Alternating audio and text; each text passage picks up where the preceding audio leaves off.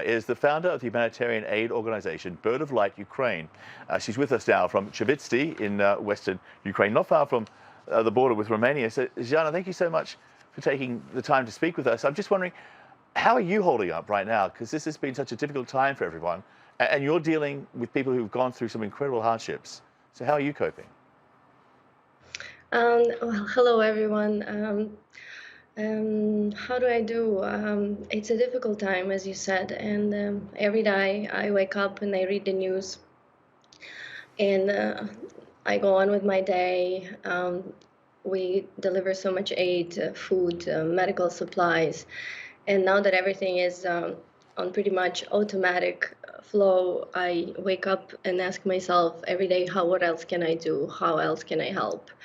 And particularly yesterday, I learned about this group of kids who were collected from the battlefield next to their parents who were shot dead. And I now put my energy and forces into trying to help these kids. And as tomorrow, I'm gonna go to these orphanages. They were brought from all over the country, and they will be residing here in the west part of Ukraine.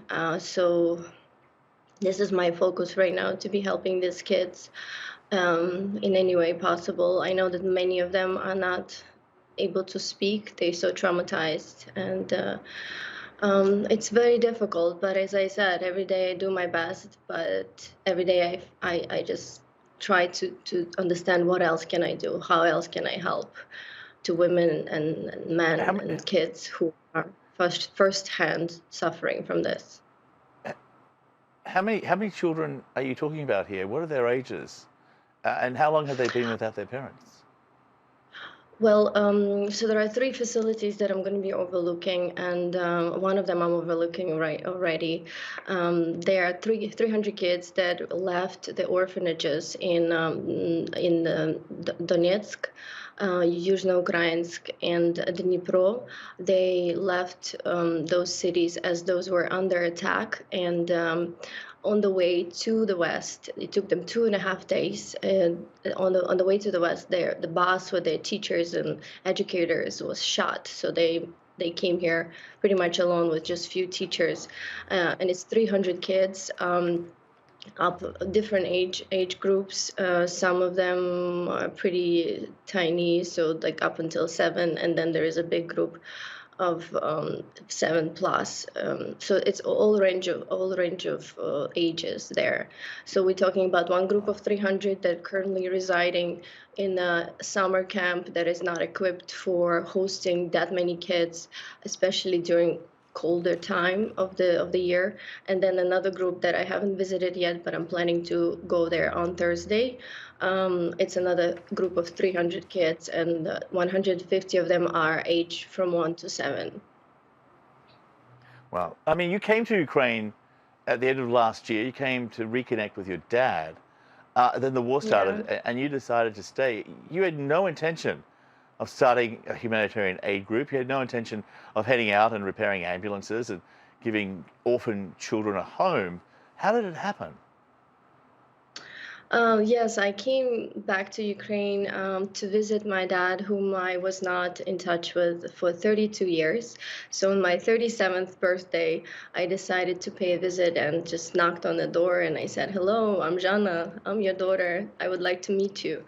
And that was a whole transformative experience for me, to get to know him, to get to talk to him, to understand how much alike we are. And it was the most beautiful time of my life, to be honest. It was the most difficult time of my life in sense of emotional roller coaster, but it was also the most beautiful time of connecting to myself and learning Yeah. more about myself through connecting to him.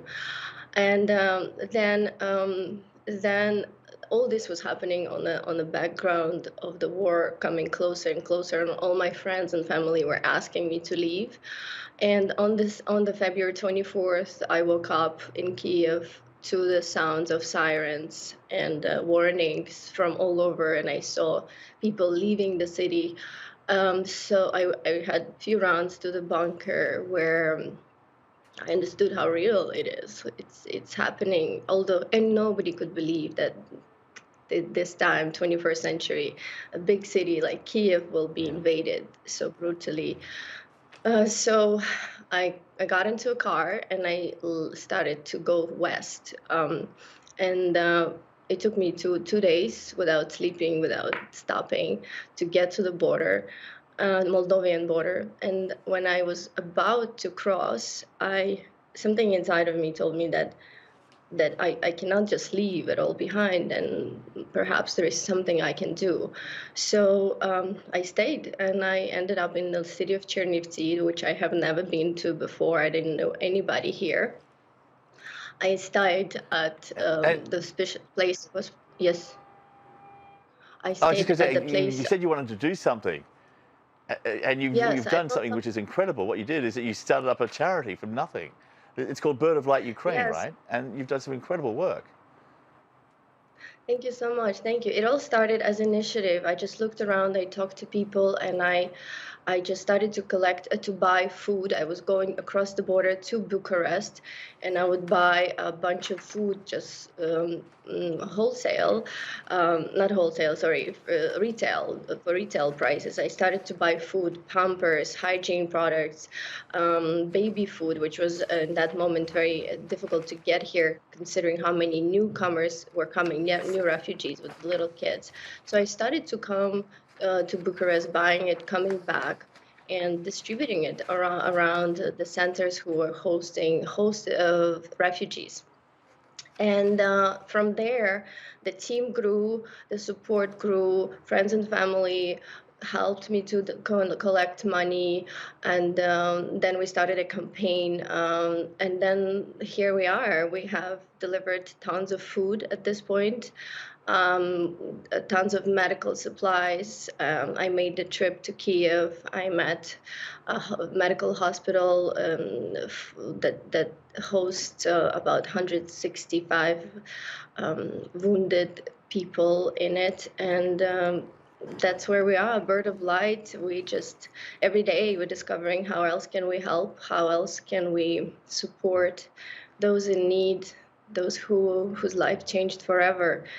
So to be honest, I never thought I will be doing this kind of work, but I just felt that this is a time for me to put together the resources, the sources, the human resource, the friends and family and Yeah. extended friends and family to just create something that will be helpful in this time.